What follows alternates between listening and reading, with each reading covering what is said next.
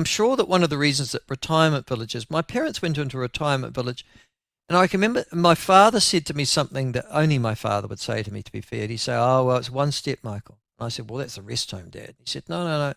He said, "There's a steady progression. You get used to exiting this particular world, and the retirement village is the first step." And I went, "Oh, okay." Um, so he wasn't, he fully understood that step. But for 50,000, it's a huge number of New Zealanders. The retirement village isn't simply that progressive step. In actual fact, it's a lifestyle. It's a lifestyle they've been looking forward to. They've been working all their time, and they've had for some time. I'm going to head into a retirement village. I like the idea of being safe. I like the fact that everybody else in that retirement village is like me, shares the same values. There's not going to be somebody blasting off at 2 o'clock in the morning, some horrible rat crap with a booming bass next door. I'm not likely to be insulted by a whole series of people who I don't know. And everybody's has got basically the same customs and social mores as I have. In addition to which, I'm in a nice unit, 2 bedroom, 3 bedroom, 1 bedroom, whatever. Everything's there. Somebody looks after my lawns. And if I want to go and have a meal somewhere nice with a whole group of people or not, I can. Ta-da. So retirement villages, obviously incredibly popular and all throughout New Zealand as baby boomers, the generation that really has changed the world, starts to retire and finds itself a secure existence in their retirement. Yes, but it's not all beer and skittles, and that's what our next guests come to talk about. There is a great deal of concern from many retirement village residents that they are not being treated in quite the way that they'd like to become accustomed, and that the people who own retirement villages aren't necessarily treating them in a way which seems equitable or fair. Cue Nigel Matthews, who is Chief Executive for RV Residents, a residents association with over 12,500 members in more than 375 retirement villages across New Zealand. And he joins us now. Nigel, thank you very much for making time available to us. I understand you're in Wanaka today, is that right? Good afternoon, Michael. Yes, I am. I'm on holiday for a week, but happy to take your call. And nice segue from funerals and death into retirement villages. Yes, well, happens to us all. Listen, mate, you're just down the road from me, just quietly, because I live in Cromwell, which is just down the road. And my daughter is in Wanaka, because she's got her last exam today for NCA Level 3. So she's studying classics this morning. So she goes to the school, which is in Wanaka as well. So I know the area well. Listen, just before we go into what you're going to talk about, there's a huge fuss in Wanaka. I don't know if you know this, but this is sort of how provincial we've become. They're going to try and put a McDonald's there in the entranceway to Wanaka. Yes or no? Good idea or not? Okay. Careful, Nigel. Careful. I know. And the thing is, I'm a fan of their it used to be a 50-cent ice cream. Oh, I love that. The snow freeze. I used to be a fan of that, yes, but they put the price up. So, look, I saw one in Venice, and it just, when I was touring years ago, and I kind of just put me right off. I went, "You're kidding me." You go to a gorgeous place like Wanaka or like Venice, and then you see the golden arches on the red background, and you're going, something just doesn't quite sit right. How far out do you think they could actually build? They're actually, it's on the entranceway. So the reason that residents are really upset is probably not so much about McDonald's, but where they're going to be put. So the first thing that you'll see coming into into Wanaka will be. They could shift it to Cromwell. Listen, we'd take it with open arms. We don't have a McDonald's here. They would be insanely popular, can I tell you? And it'll be insanely popular in Wanaka too, but they just say it's in the wrong place. And there's a not in my backyard movement prevailing there at the moment. So it'll be interesting to see how that goes. Listen, not in my backyard. Nigel, RV residents. People move into residential homes, into retirement villages. And I guess they know what they're moving into. But you're saying that even though they know what they're moving into, those who run retirement villages are treating them unfairly. what are the particular concerns you've got? Well, look, first of all, I wouldn't say that all retirement village operators are treating residents unfairly. Okay, so there's the caveat there. This is about legislation, and it's about the framework that protects residents in retirement villages. By and large, you've got operators which usually have employed great managers, and those managers do an excellent job in looking after residents in retirement villages, by and large. It's where it starts to fall over with managers that shouldn't be managing residents, or shouldn't be even running retirement villages, and unfortunately it then creeps into retirement village operators who are primarily property developers, and so they need to make a profit. We get that, but when a resident is, for example, exits a retirement village, and let's say they've chosen to exit a village because maybe a spouse has passed away, they've decided to move closer to family, and they want to build, buy a small little house nearby the kids. They don't really have the freedom to be able to move out of most villages and do that transition, because the operator doesn't have to pay out the capital sum less the deferred management fee. That's what they hang on to, and it can be up to 30%. The operator doesn't have to pay that out until they've relicensed the next unit to the next person. And that can take, 6, 12, 18 plus months with the operator sitting on that, waiting for the right price, waiting for the right person, and doing the advertising as they see fit to try and relicense that unit. All the time they're sitting on it. And it gets even more complicated when the operator has built new units and obviously wants to sell those new units, but we've got the older units that a resident has moved out of and they want their money back. Which unit's going to be sold? Usually it'll be the new unit that gets sold. It's the one being promoted because it's the one that the operators put all their time and effort into building, and they've got money owing on it. So that's just one of the problems. The complaints. I understand what you're saying, but if I'm moving, Nigel, into one of these things, I'm presuming it's the biggest choice I'm going to make, financial investment in many ways, still, to move into a retirement village. Yep. I will have read all the fine print. Are you suggesting that the fine print's inadequate to alert me to this potential problem?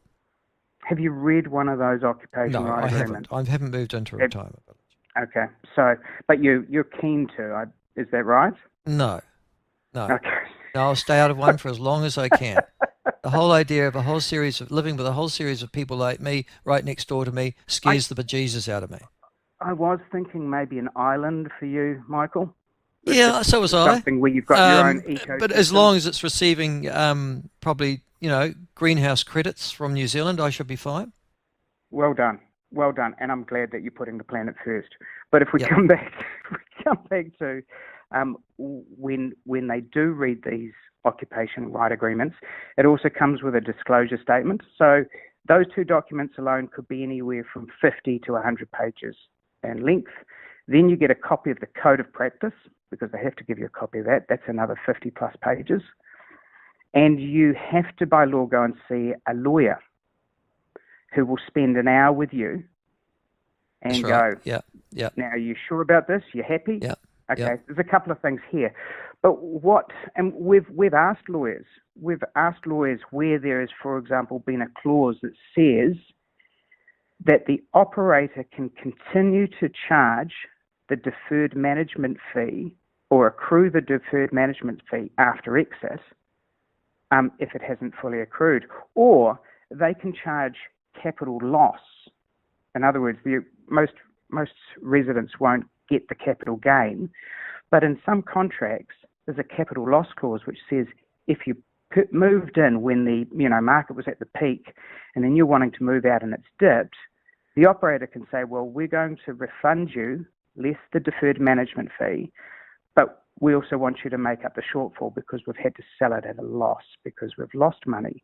I talked to two lawyers and said, is there a capital loss clause in one particular contract? Neither of them could find it, but it was there. So, Okay. Yeah, I take so your point.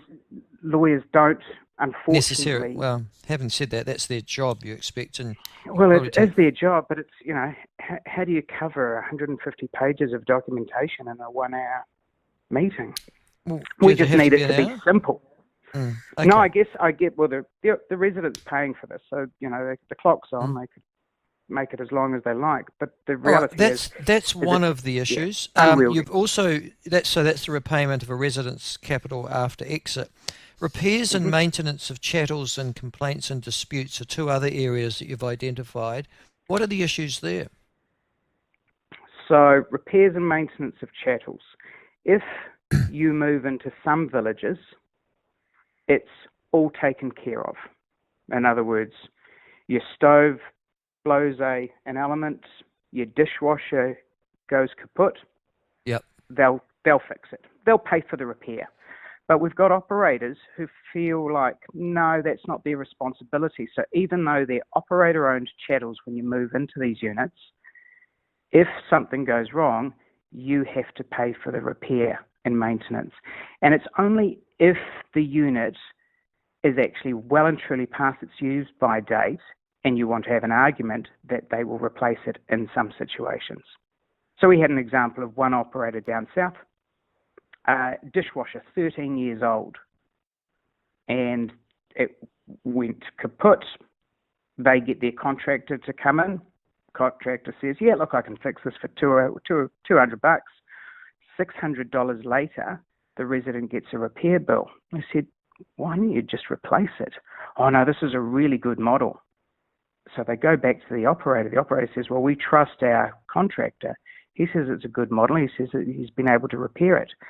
13 years old. Do you know the Inland Revenue depreciate dishwashers after 6.67 years? Fisher and Paykel will give it a 6 to 10 year lifespan. Why the hell is a resident paying to repair a 13-year-old dishwasher? Okay. But the resident can't do anything.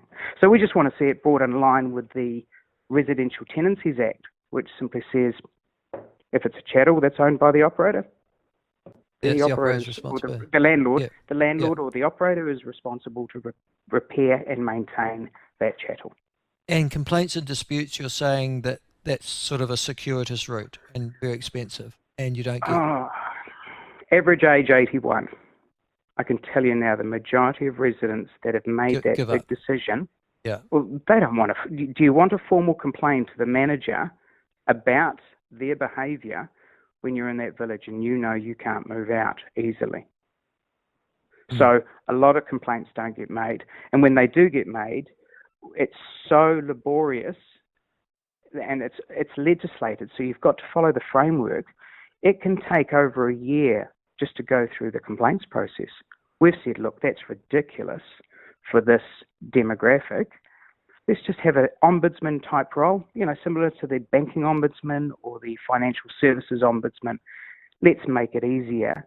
Let's get someone who can make a determination and it's binding on the operator like it's binding on the bank or the insurer. But the resident has the opportunity to go to the courts if they really wanted to. But the reality is it could be done and dusted in 4 to 6 weeks. Sorted. Okay. Let the person get on with their life. Now, my understanding, and I'm just trying to dig it out now, here it is, was that in the coalition agreement between National Party and New Zealand First, this issue was covered. Have I got that right? Yes, it was. Well, Through the rights of coalition residents at retirement villages. Yep. So there's 2 points in the coalition agreement that point specifically to retirement villages. One was progressing the review of the Act, and that's where we have some real concerns because the briefing document that Minister Potaka has released only a few weeks ago, understanding that this has been on the cards since before 2019, called for an urgent review in 2022 by the Retirement Commissioner, and we're at end of 2024, we're not going to get the indicative time frame as royal assent until 2027, 28. And if you build in a lead-in period, which some operators will demand, a bit like the Healthy Homes Act when that came into play for Residential Tenancies Act, the Healthy Homes legislation allowed landlords, I think it was a couple of years. We could be looking at 2030. It's Right. 10 years. Okay. So how much farther, or how much progress has been made in the last year? So in the last year, a discussion document was released by the Ministry of Housing and Urban Development. We had over 11,000 submissions come in from residents. And that summary analysis is due out any day. So that will tell well and truly what residents and what people are saying in the submissions. And the fact is, we already know it's well and truly on the side of the residents saying that there needs to be greater legislation, there needs to be greater protections. So that's happened. We've had meetings with ministers, spoken with Minister Potaka, with Minister Peters. I have to say, Minister Peters, give him credit. We had a half an hour with him, one of 5 delegates, in his office with Minister Costello, Minister for Seniors. And after 30 minutes, Minister Costello needed to excuse herself. She had another meeting. But Minister Peters gave us a further 25 minutes asking us questions. He was informed, he was aware, and I left going, he gets it. He really does. But it's not his portfolio. He's been away. He's got some other things that he's probably got on his plate at the moment. I wonder whether or not New Zealand First are really happy with the fact that this coalition agreement is going to be kicked into a next parliamentary term. Well, yes, and I have to say now that I look at the coalition agreement, review has always meant to me do nothing. So it's just another word for, yeah, sure, we'll make you happy prior to the election, but it doesn't mean we're going to do anything. So I guess that's your concern. Yeah, I guess that is our concern, but it's the concern of the residents. Over the last 4 weeks, I've spoken at 17 villages around the country, listened to hundreds, if not thousands, of residents.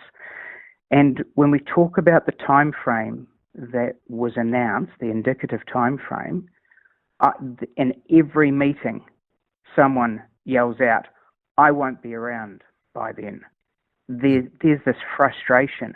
I had people shouting out, "Riot, hui." Oh, then the new word that came into play was hikoi. And they said, yeah, let's all turn up with our walkers, our Zimmer frames, and our walking sticks. So, look, there is a growing agitation, or a sense of despondency, frustration, unease with the progression and the slow progression this is taking. Does this affect the potential of retirement villages, do you think? Would this slow down if people knew that the prominence that these disputes play, or the lack of improvement? I think it would. If people really knew what was going on, I think you'd start to see a waiting, a holding pattern, saying, well, let's just wait and see what happens and get this done, and until this is done and dusted. I think operators, especially the good operators, they want this finished. They're the ones who are actually repairing and maintaining chattels. They're the ones who do pay out within a timely manner. They're the ones who stop fees immediately on exit. They're the ones who manage complaints really well. So there are a number that are doing things extremely well, but unfortunately there's the usual, where there's a handful, and it can be a big handful, that are letting the team down. There's a bigger handful than you think, though, I have to say, because even in dealing with the large chains in this country, it's been my experience that they have difficulties doing the things that they said they were going to do at the time they said they were going to do it, and the additional burdens, financial burdens that they impose upon residents, which weren't specified necessarily in contracts. Yes. Yep. We have a situation right now with one of the big six who in 2022 said that you could use equity from your villa or townhouse, so your independent living unit, to transfer into care. Mm.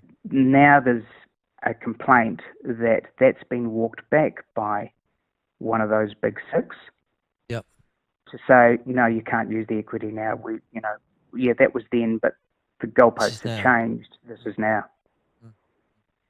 Yes, which is why you want a contract that, yes, and you want a piece of legislation that clearly spells that out. Yeah, Michael, you were in politics. If the review means nothing, which I would really hope it means something, then what would you be suggesting to residents to do?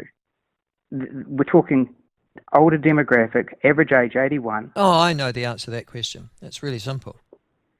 If you want to jump the queue, and I'm giving you some really good free advice here. I'll take it. Well, I'm surprised you haven't thought of it already, Nigel, but there you go. I will send you the bill. Here it goes. I got pen in hand. Go for it. Okay, well, here's your problem. Your problem is that your priorities are stuck within the legislative process of the government. So there's an order of legislation. This is a reformist government, as you know. I can't imagine that this will ever be our priority over the next couple of years either.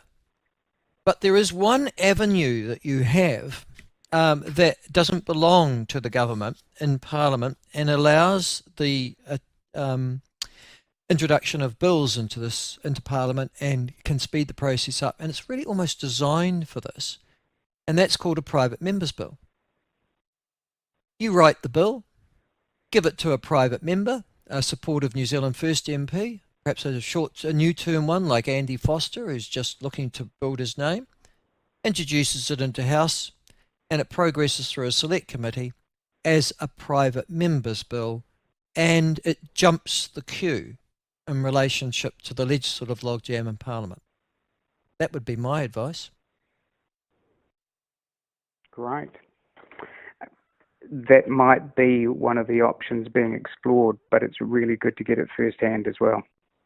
Well, I mean, the only thing that you've got to worry about then is getting the bill drawn. And there are other private members, but I'll tell you what, you've got a better chance of progressing your particular issue. I'll give an example of that. I did voluntary euthanasia, as you know. I put it in the bill, got drawn, for God's sake, the very next week. Bang.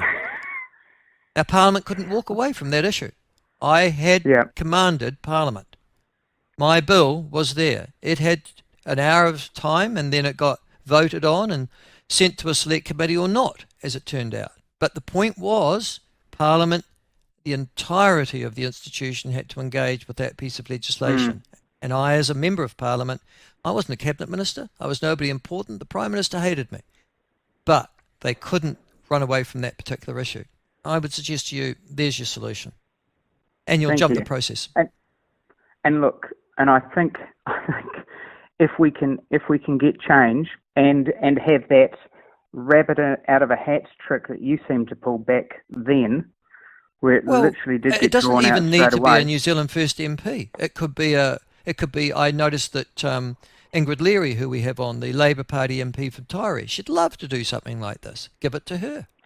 Again, it was Ingrid, I believe, who put the questions in the House to Minister Costello, which sparked further questions around the bill. Sorry, not the bill, but the review, briefing document, and the review. Yeah. But here I am speaking to you openly, but I can tell you that the word review it's just a bollocks word for do nothing. It's a way of pacifying people that you look like you're doing something when you're really not. I'll give you an example. My son came to me and he said, "Dad, I need an improvement in my weekly allowance." I said, "Son, I'm going to review that." He wanders away thinking, "Oh, God, Dad's going to look at it. That's great. That's fantastic. I might be in here." I've got no intention of changing my mind. When he wandered back about a month later, said, "Did you review it?" "Yeah, I did, and we can't afford it. Sorry, son." But I kept him going for that month. I wonder They've if got New you in the Zealand same Series anteroom, were Nigel. expecting that. You're sitting Yeah. in the anteroom at the moment, and they're going, and there's Nigel, and they're going, who's that? Oh, that's Nigel. Retirement Villages Yep. Association. He's sitting in the anteroom there. What did you tell him? We said we're going to review it. Poor bastard. He's been sitting out there for the next couple of years. Yeah, I know. Anyhow, he's not moving. All right, shall we come back to funerals and death now? Because Listen, are you going to have a funeral? When you die, Nigel, are you expecting people to turn up? Not the Resident Villagers Association. They'll say he's still sitting in the anteroom. He's still waiting. He's still waiting for the Exactly. review. He's waiting for Godot. Well, look, I may be in it if this review takes that long. I mean, we did kind of do an estimate, and we think 30,000 people will have unfortunately kicked the bucket or moved into care. How many people are in retirement villages in New Zealand currently? Just over 53,000. So there's about 470 villages across the country. And what are your projections over the next 5 to 10 years? I imagine you've done some. As far as, well, if you talk about the next 20 years, yeah, it's set to double. Yeah, there you go. So they're talking about by the time we get to the mid-40s, so 2045, yeah, we're looking at close to 110, 115,000. I'll be one of those. Supposedly in villages. I'll be one of those. No, you won't be. You won't be in a village though, Michael. You'll be on your island. I'll be on my island. Correct. There will be people. There better be an island for us. Yeah, that's right. The fractures. I got a question for you. One of the big things is that the Operators Association tells us is that, you know, if we change the goalposts and we change the legislative framework, then operators will immediately stop building care centres attached to the villages, and then we won't have care. Yeah, that won't. What do you think? Do you think we're going to see a change in the aged care sector in the next 5 to 10 years with robots coming in? No, you're not. And So I'll tell you why. No, and I'll tell you why. Because the government can't afford to. I mean, the reality is the aged care sector's been, and you're talking about the rest homes, not retirement villages, it has been in stasis for the last...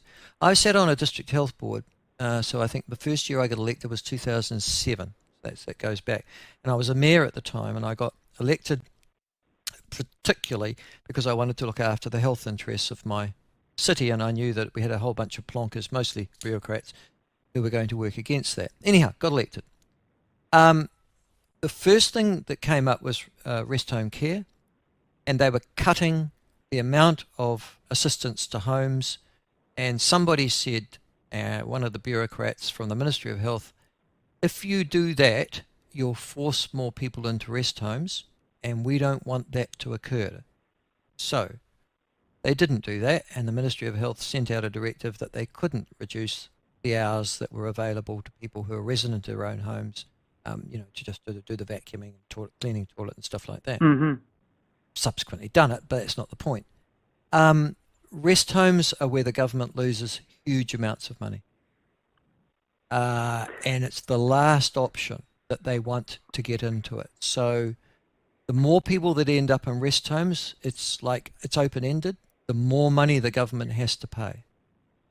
So they'll do anything that they can to avoid that. Absolutely. And if you're in a village, ideally, you'd like to stay in your room for as long as possible. So there should be the ability for those villages that already offer care, and some of them are already doing this now. If you're in your townhouse and you want services provided... And you'll progress through, yeah. You'll progress through staying within your existing... That's right. And then there'll be a dementia unit associated as well for those who are fortunately afflicted too.